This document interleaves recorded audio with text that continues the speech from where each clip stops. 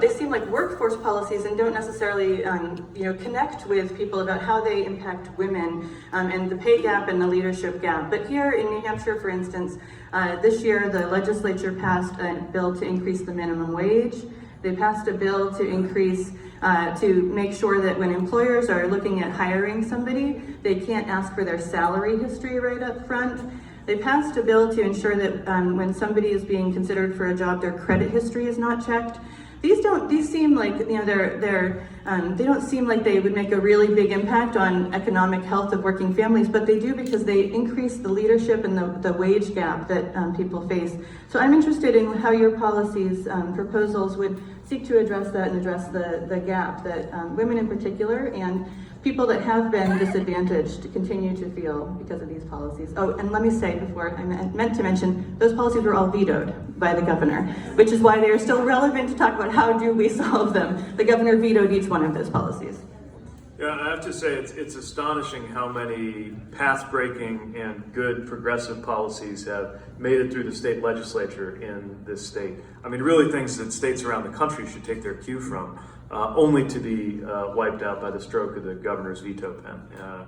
And of course, there are opportunities to do something about that we're very supportive of when it comes to reminders that the presidency is not the only office that matters.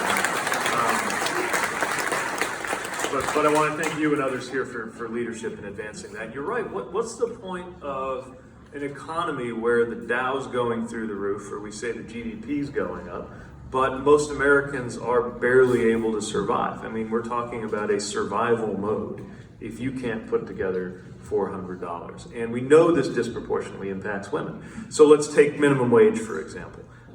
If there is an increase in the minimum wage, as we were proposing, to have $15 be a floor and go from there, that disproportionately benefits women, and in particular disproportionately benefits women of color, who are the most likely to be receiving minimum wage right now. So that's not something we frame only as a women's policy, but we know the difference that it makes for women in particular.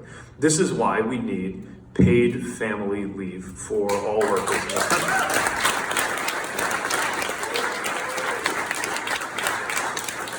And I'm proposing that we also decouple family leave and medical leave, because we know sometimes there's a double whammy when there's a family event, for example, the arrival of a new child, and then a medical issue. Right now, those are collapsed so that they come out of the same place. If you do have that family leave, we want to make sure that you're not penalized by having a medical issue at the same time as you have a qualifying event. We also say family leave because we know that caregiving isn't just parenting. So we really need to think about this beyond parental leave, and it's just unacceptable that we are the only developed country that doesn't have some kind of policy on this. So we're proposing through the Family Act that we establish 12 weeks of paid family leave for all Americans who are working.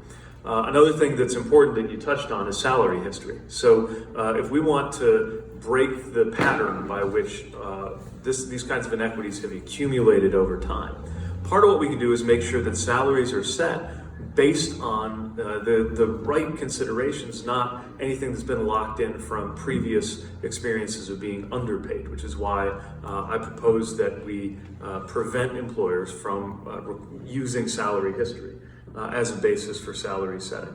I think we also just need to shine some light on what employers are doing. It's remarkable how behavior changes when you can see what's happening. And it's why I insist that employers be required to publish the data about any gap that they have when it comes to equal pay for equal work, or when it comes to pay gaps generally across their organizations.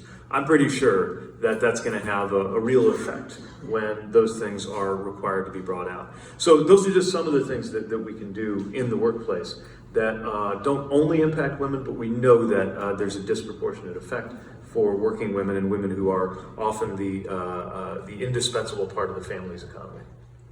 And thank you.